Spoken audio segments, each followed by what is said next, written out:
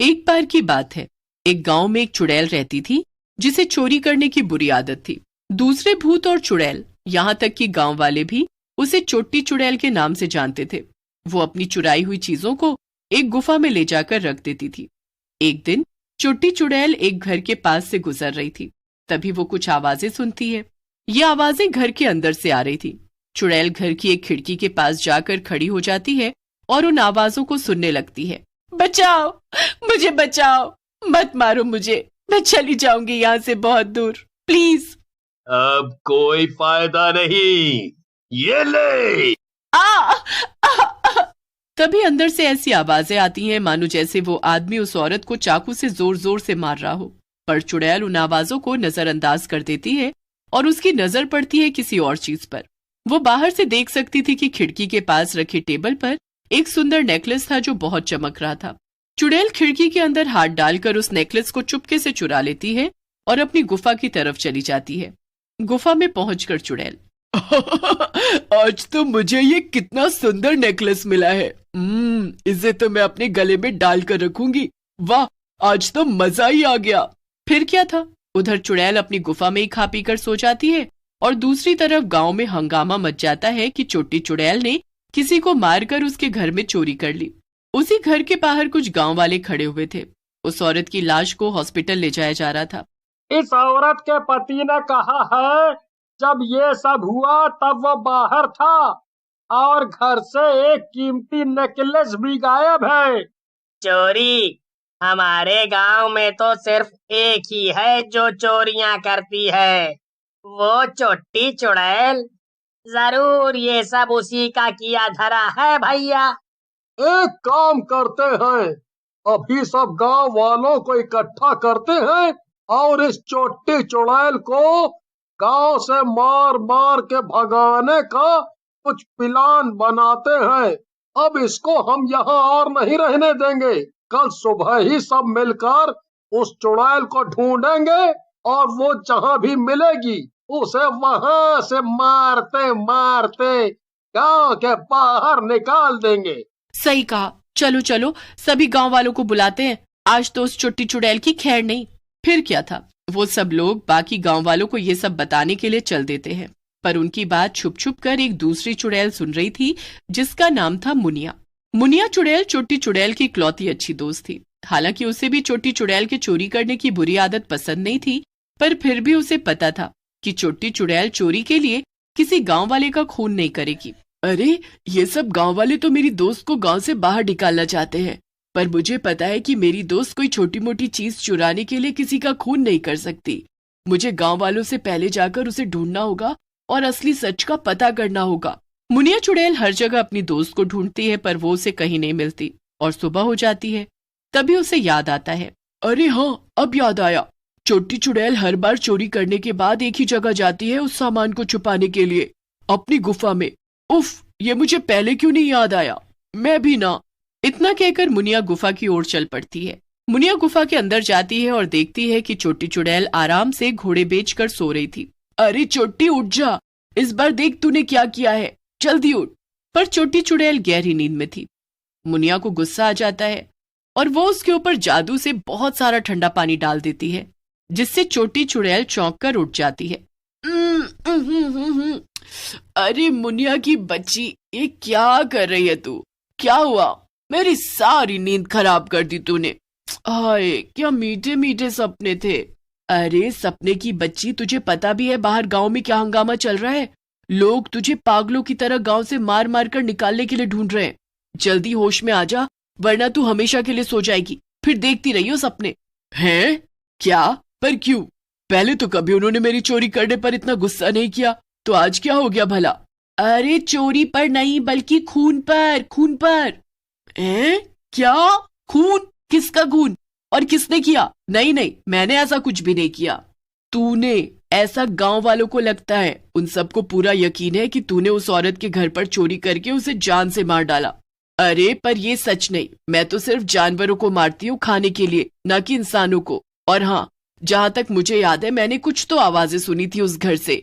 कोई आदमी था जो उस औरत को मार रहा था। मैंने बस मौका पाकर वो नेकलेस खिड़की से निकाल लिया और वहां से चली गई।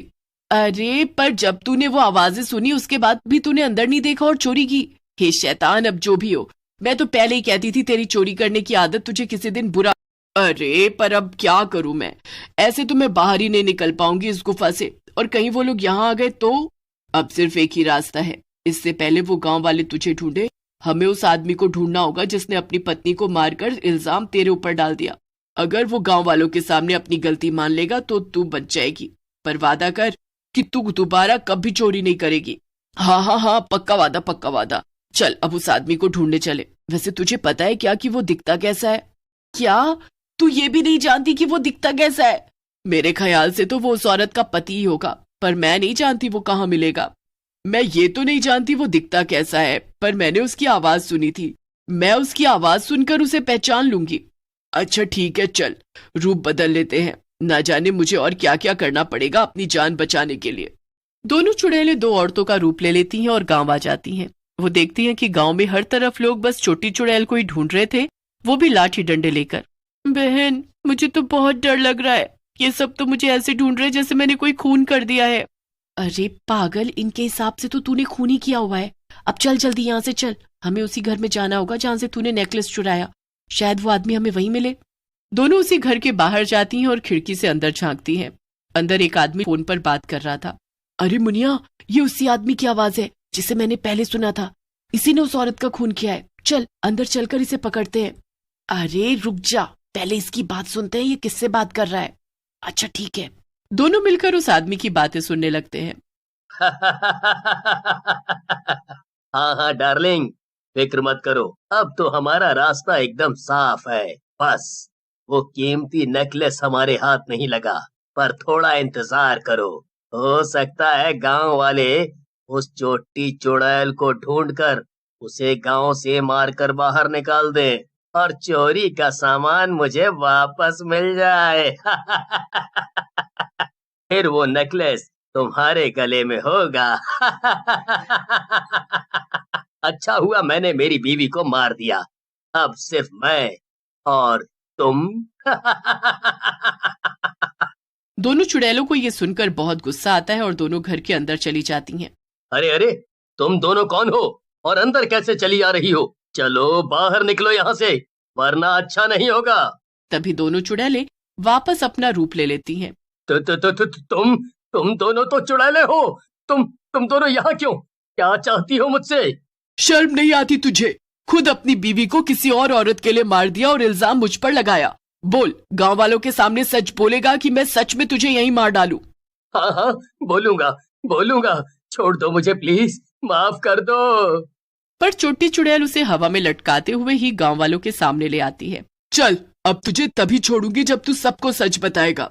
जब गांव वाले दूर से दोनों चुड़ैलों को आता हुआ देखते हैं तो कहते हैं, अरे वो देखो, वो रही छोटी चुड़ैल, वो देखो, वो किसी और आदमी को भी मार रही है। चलो चलो, इसे मार मार के भगा दे यहाँ से। गांव वाले दौड़ते हुए आते हैं और लाठी डंडों से छोटी चुड़ैल को मारने लगते हैं। अरे अरे रुक जाओ, मत मारो मेरी दोस्त को, रुक जाओ। अरे पहले तुम लोग पूरा सच तो जान लो। हाँ हाँ रुक जाओ, मत मारो मुझे, मैंने किसी का खून नहीं किया, मैंने तो बस वो नेकलेस चुराया था। उस औरत का खून तो खुद उसके पति ने किया था, वो भी किसी और औरत के लिए।